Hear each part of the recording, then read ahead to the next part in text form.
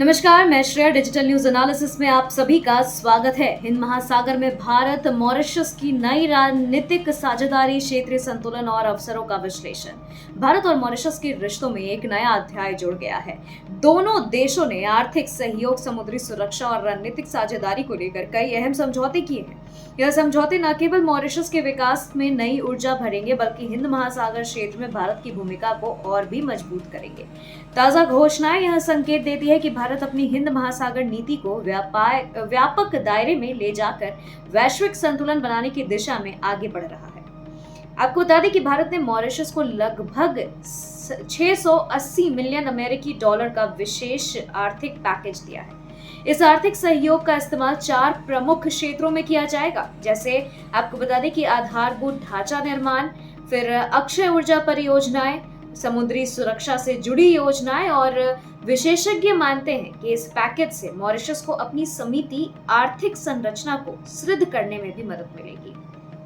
वहीं अगर बात करें भारत की, तो भारत को क्षेत्र में एक विश्वसनीय विकास भागीदार के रूप में अपनी छवि मजबूत करने का अवसर मिलेगा। भारत ने इस अवसर को मॉरिशस के चागोस द्वीप समूह पर संप्रभुता दावे का समर्थन किया है। यह इलाका दशकों से सामरिक महत्व का केंद्र रहा है। अंतर्राष्ट्रीय समुद्री मार्गों पर नजर रखने के लिहाज से चागोस रणनीतिक रूप से बेहद अहम है। भारत का यह रुख मॉरिशस के लिए एक कूटनीतिक जीत है। हालांकि चागोस मसला अभी भी अंतर्राष्ट्रीय कानूनी और राजनीतिक बहस का हिस्सा है। ऐसे में भारत का खुला समर्थन भविष्य में पश्चिमी शक्तियों, विशेषकर ब्रिटेन और अमेरिका के साथ कुछ जटिलताएं खड़ी कर सकता है। भारत और मॉरिशस ने मिलकर हिंद महासागर में एक सैटेलाइट ट्रैकिंग स्टेशन स्थापित करने का निर्णय लिया है। इससे भारत की समुद्री और अंतरिक्ष निगरानी क्षमता और मजबूत होगी, समुद्री सुरक्षा की निगरानी होगी और आपदा प्रबंधन में सहयोग मिलेगा।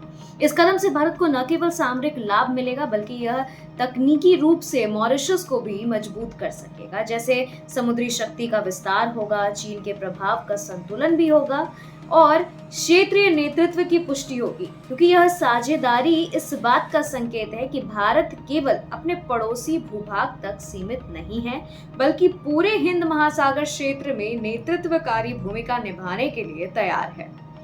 मॉरिशस की सीमित आर्थिक और प्रशासनिक क्षमताएं परियोजनाओं के क्रियान्वयन में अड़चन बन सकती है। चागोस विवाद अंतर्राष्ट्रीय मंचों पर कानूनी टकराव को जन्म दे सकता है।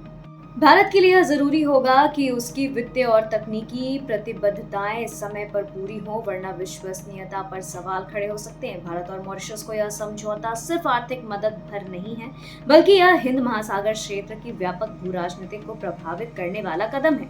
आर्थिक पैकेज, समुद्री निगरानी क्षमता और कूटनीतिक समर्थन मिलकर भारत की राजनीतिक स्थिति को सुदृढ़ करेंगे।